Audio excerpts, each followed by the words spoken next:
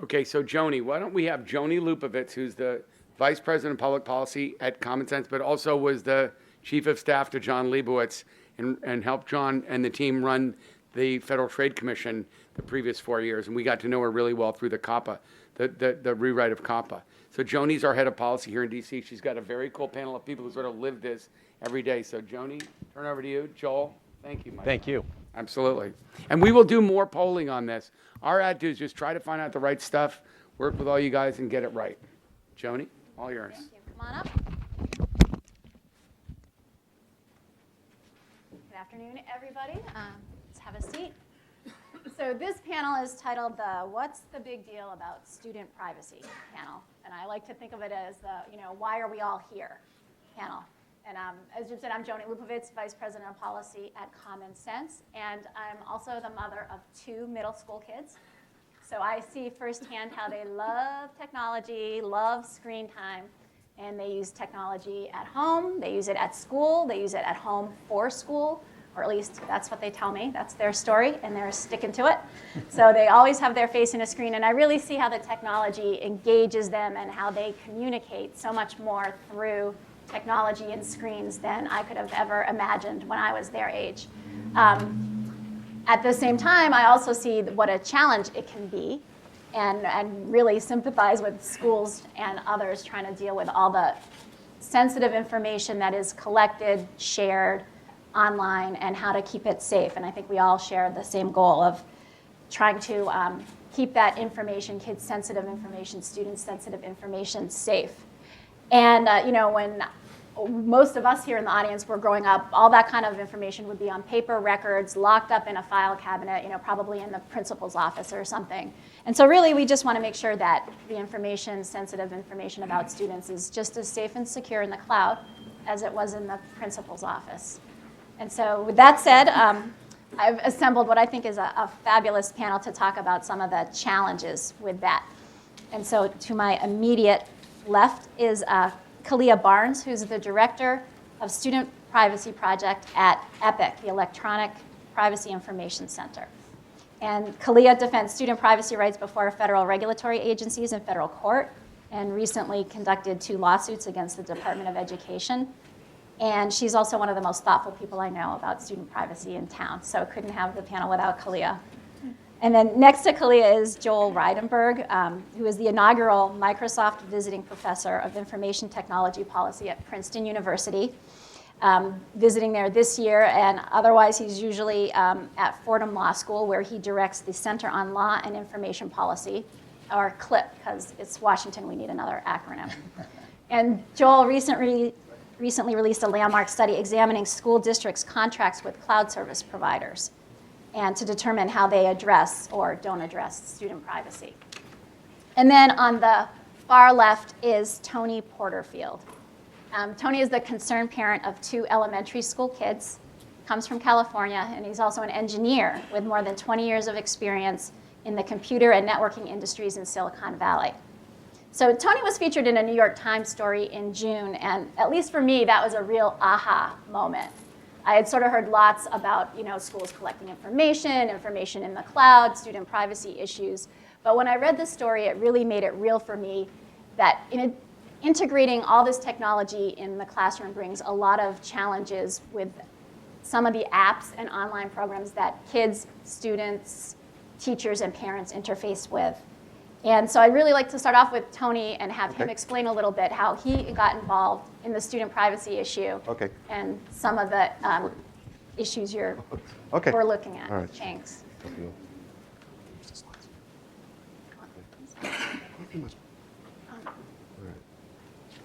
Okay. Yeah. So when Joni invited me here, she asked me to just spend a few minutes giving the perspective of a parent and kind of tell the story how I went from a techie parent to a techie parent who's outspoken about the privacy and security of the information of my kids at school. So as she said, I'm an engineer, and I definitely see the advantage of technology. I see the benefits my kids get from the technology that they're using in school. But as my kids got older and got into school and I started to see their information being collected, I started looking a little deeper into the things they were using and particularly the data security of those apps. And started getting concerned that many of them weren't doing what I thought was enough to protect the sensitive data they were collecting. And I kind of started feeling like I don't know everyone that's collecting my data or even what they're doing with it. And I'll say more about this later, but it also seems to me like there's sort of no set of rules that we're all following. There's no consensus between parents, educators, developers, government on even what we're shooting for in terms of the security of the apps and the privacy of the information we're collecting. So my first kind of aha moment was actually related to being a sports coach. I was coaching one of my kids' soccer teams, and the league was promoting us to use one of the popular sort of team coordination sites. And so as I was filling that in, my first thought was, wow, they're really collecting a lot of information here. We didn't fill it all in, but it was first and last names, parents' names, email address, home address, individual photo, tag the photos, all sorts of things. And then my second thought was, so what are they doing to secure all this data? And the first thing I noticed was they weren't even using SSL. And without getting too technical, it stands for Secure Sockets Layer. And it basically just provides protection against snooping or tampering with the data. And also there's a specific attack called a hijack where someone could take control of the whole account and not even just see what I was viewing, but see everything in my account. So I didn't think that was a good situation. I tried to get it changed. Eventually it wound up in Mother Jones, written up last May. Moving forward a couple months, I became aware of some, sites for sort of student-teacher engagement that were being used in school, in my school district. And I looked at a couple different ones to see. And what I saw was a lot of the same characteristics and a lot of the same problems. So it's being used by kids. They were entering their own personal information into this, not as much as the other sites, but a fair amount. And once again, no SSL. And one other thing about these sites is when you look at how the data is put in, the kids get grouped into classes or teams or classrooms. So if someone can get into the account, they don't get one kid's data, they get many kids' data. I went and looked at one of my neighbor's accounts, and they had 120 kids in the class, because it was like 7th grade math or something. So that one eventually was as Joni mentioned, was reported in New York Times last June. But I think it's interesting to, what happened next is an interesting thing to talk about for a minute. So we can leave it up. So the team sites, one made a sort of a partial fix and didn't do anything else. Another one waited a few months and did switch at least their team site part SSL. The educational sites were much quicker. I think they were already working on it, and the story just kind of came out before they got to it. One switched before the story was printed. One within 3 or 4 weeks had it going. And part of what I take from that is that, it's good. There is progress being made, and I think it's clear that everybody wants to protect the kids' information. It's just a matter of we need to all get there together and help some of the ones that are farther behind on the getting it secure. So since then, this year I've been very vigilant about what information is being collected about my kids, how it's being protected, and sort of the general thing that I've seen by looking at a lot of different sites is that, by and large, most of them are not doing what I think is enough to protect the data security of what they're collecting. And I also, I've looked at the privacy policies, and most of them say we won't sell the data, we won't share it, and I believe that. But most of them also say, but we might change the policy, and or we might be sold. And if we get sold, the data will go with the acquisition. And then most of them say, if we do that, we'll post it on our website. And as a parent, my take is I probably will never see that posting. One's even worse. It says we'll email you, but they don't collect my email. So I'm definitely not going to get that one. Right? So this graph sort of shows these are actual sites that my kids have had their data entered into these sites. Sorry, that last slide. Yeah. Without going into all the things, what you see there, and these are just kind of my ratings. Poor means like just not even using SSL. Mixed probably means using SSL, but other things that I think are significant problems. You see a lot of red and a lot of yellow there. But I think it's also important. There's one thing there that's green, strong, and that's an online directory site that our school uses. And I think that proves it is possible to have rock solid security and a very proactive privacy policy. You just have to focus on it. And that's a very small company, by the way. So I think And these are just some of the apps that your kids. these are apps my kids have use used, at right? elementary. This is just sort of a sampling. Programs. So it kind of gives a picture of my assessment of data security, really. And you can see, and the other interesting thing is it cuts across things used in the classroom as well as things used in administrative things or for registering the kids or anything. It's not, I don't think it's really focused in one area. So just to kind of conclude, you know, as a parent, I just think about like what I would like to see. So I think one thing I would like to see is, you know, the whole community to come together and define what are the standards we're looking for, what are the rules, what are we expecting, what does a good site look like, and then make that information available to to parents and educators. Because ultimately, they're the ones making the decisions, and right now I think they don't have what they need to make an informed choice. All right, so with that, I think that's a great segue to turn to Khaliah for a minute and sort of step back. So we've heard from Tony, a parent, and sort of a snapshot at some of the programs and online apps and mobile apps used at one school. To take Khaliah a step back and really look at, you know, big picture. Okay. What's going on here? Sure. And do we need to be concerned? So big picture, EPIC has been involved with student privacy issues for quite some time, but we've recently ramped up our student privacy project in response to alarming trends that we're seeing with student privacy. And I'll address about 4 of them. Number 1 is that schools and private vendors are collecting what I would classify as non-traditional student records. So we're not just saying grades and attendance, but we're talking location information collected by RFID and GPS tracking. We're talking biometric information, such as palm. There are lots of palm scanners in certain schools, also iris scans. And we're also seeing social media collection. Schools are ever increasingly interested in what your students are doing online outside of the classroom. And in response to this, our group and others supported a moratorium on RFID tracking, because we said this type of technology in schools, this type of tracking really implicates the privacy rights of students. You're not going to see that only the student is going to classroom A, but also the student is going to the restroom. Also the student is going to the nurse's office. Also the student is going to the psychologist's office. So very sensitive information you can find out by tracking students. It also raises First Amendment rights, and that was really a lot what was going on in Texas, that students were objecting on religious grounds. We're also seeing additional disclosure of information outside of schools, and that's why we initiated one of our lawsuits against the Education Department concerning the 2011 regulations.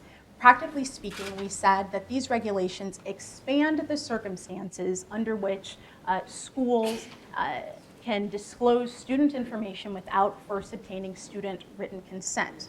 And with these regulations, schools could disclose this information to agencies that aren't under the direct control of a school. So think Health and Human Services receiving student records, and that type of information is mixed in with whatever records that Health and Human Services maintains on children.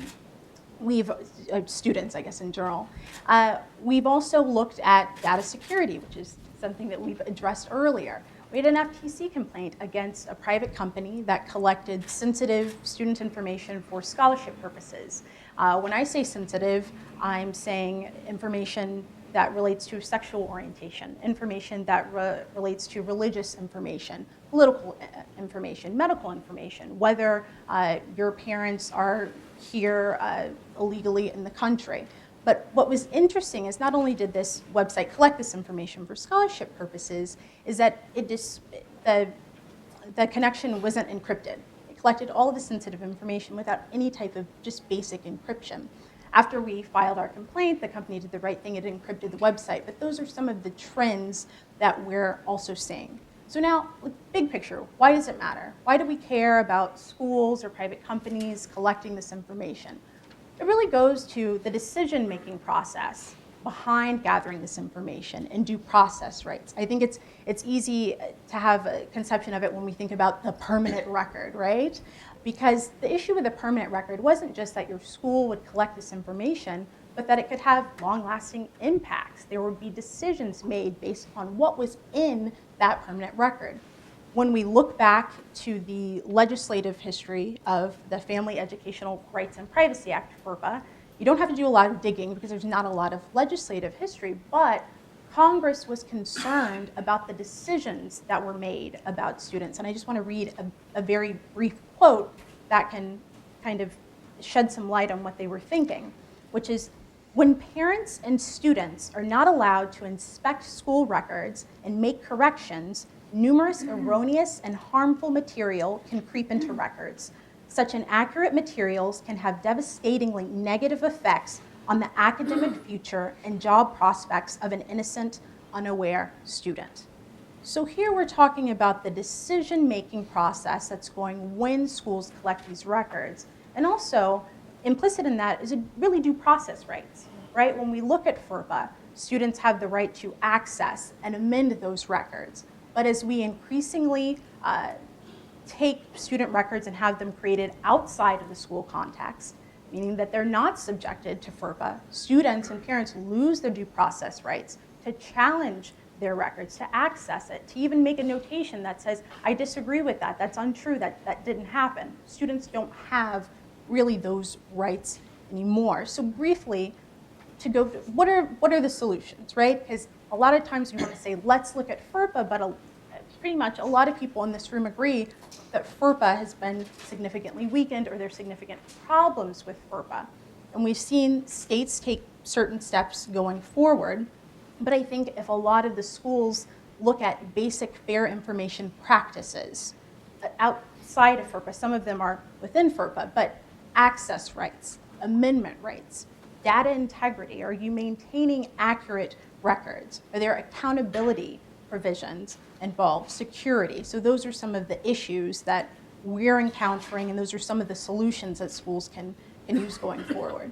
Okay, so, and the FERPA, that was enacted in 1970? 1970, FERPA turns 40 this year. FERPA turns 40, Yes. so, okay, so paper records, and that's a great segue to Joel. So now, as we turn, more and more schools are using the clouds, more efficient, cheaper, easier, good stuff, going electronic, going digital.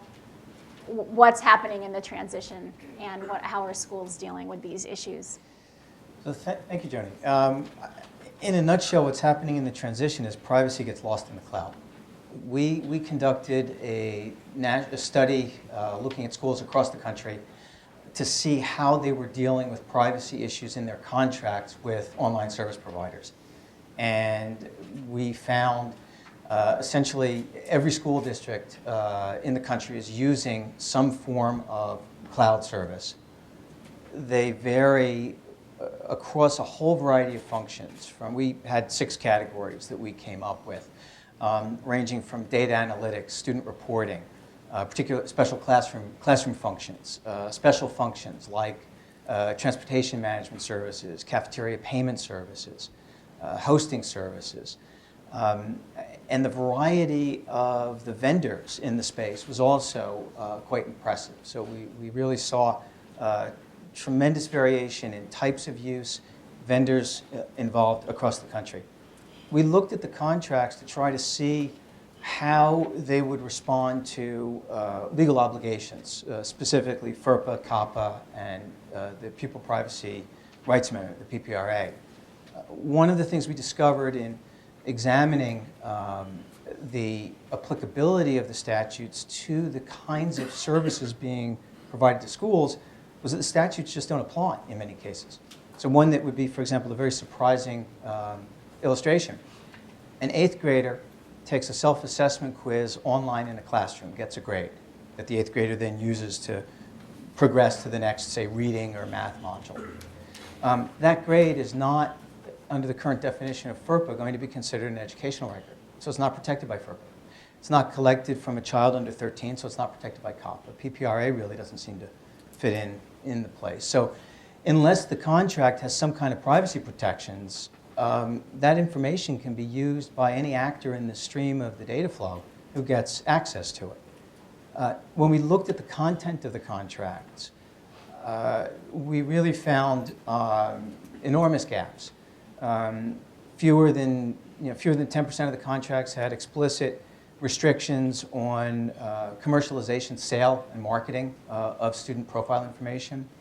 The data hosting services, 40% of the data hosting services didn't have to delete the data after the end of the contract. So they could hold on to it forever with no limitations on their use once the contract terminated.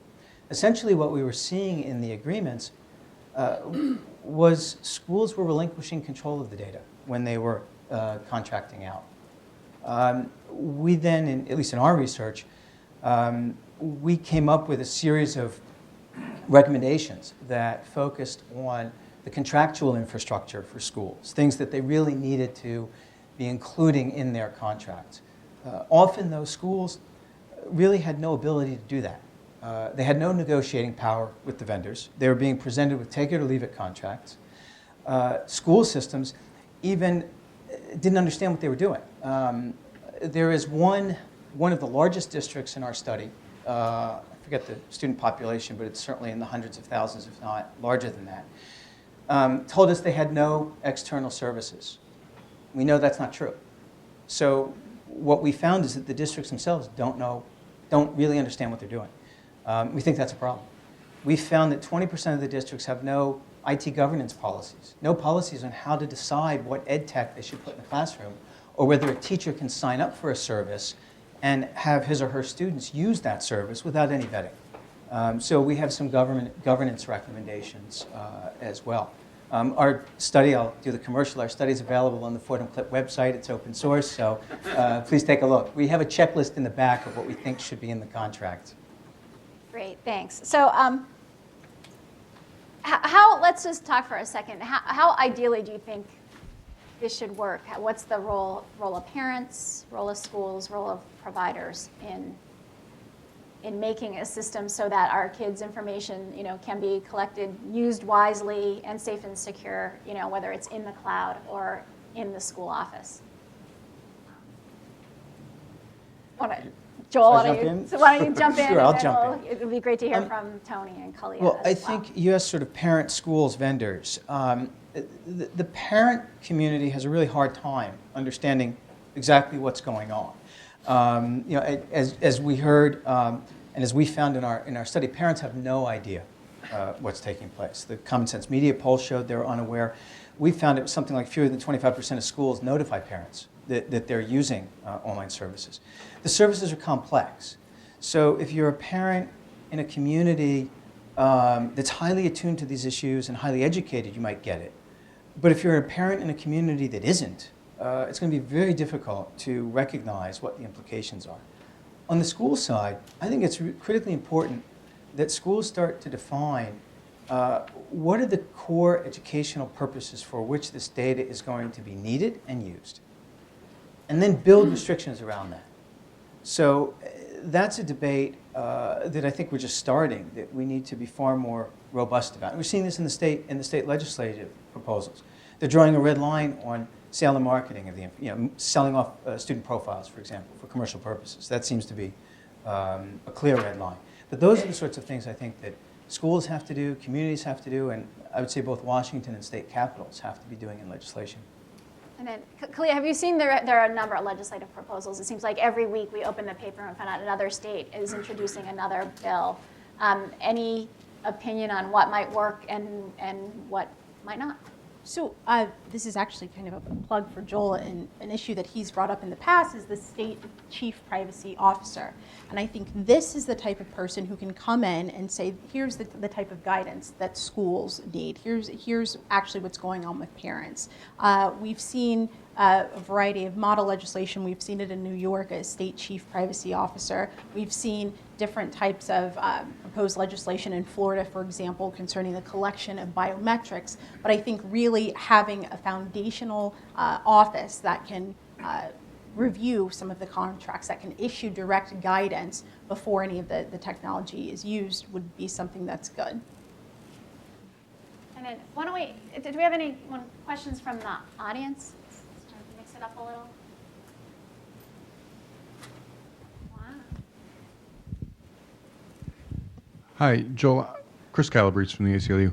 I'm just wondering, where are some of the bigger associations and folks in this? I mean, I would think that if the problem you identify is, schools don't feel like they have any leverage and there's take it or leave it contracts, well, I mean, I would think like, the superintendent's associations and the states would say, hey, we should get together, come up with some priorities, and use our leverage in the state to make sure that these contracts are not take it or leave it. I mean, there's a lot of other entities here, like, especially in the people who are spending the money typically do have a fair amount of authority over how it's spent if they use that wisely. Where are those entities in this discussion? I think they're just beginning to get into the act from what I'm beginning to hear. I know, for example, in New York State, there is a group of superintendents that is trying to come up with their contract. They'll say, if you want to do business with our group of superintendents, it's a subgroup.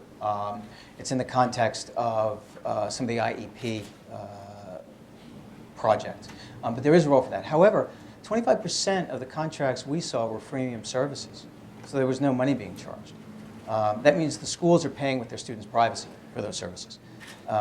And there is certainly, I think, a critical role for the superintendents associations to begin questioning this, for the PTA, national PTA, to begin questioning how some of these arrangements are taking place. Anyone else? Wow, quiet audience. Very unusual. All right, so one more question before we. Thanks. I'm Joseph Jerome with the Future of Privacy Forum. So I think these are all really good suggestions, but I guess I'm just wondering how we think these sort of overwhelmed, over their heads school districts are supposed to sort of figure these things out. Hopefully she can answer that. But it seems like we've identified a lot of problems, but it's going to cost a lot of money to fix these things, and I don't know where anyone's going to come up with that. Well, great. Well, I'll say this is our first panel, the Why Are We Here panel, and then we're going to move to a panel with educators and another panel with some industry reps. And I think so, fasten your seatbelts, stay tuned for a minute, because those will be the Are We There Yet panels, and we will hear about, I know a lot of folks in this room are working on that and trying to provide resources, the toolkits, fun stuff coming down the pike. So I think if you sit tight, we'll get to some of that in a few minutes.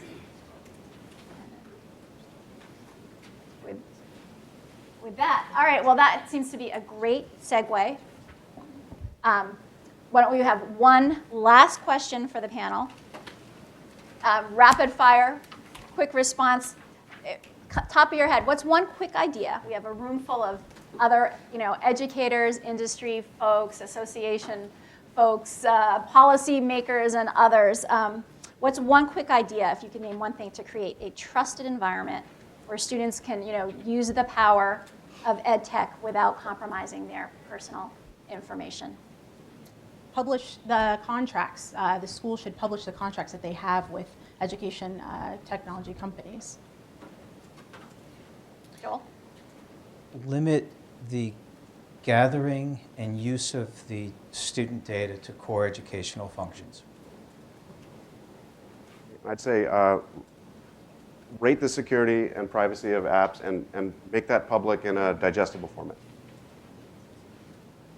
That works. All right. Well, thank you, everybody.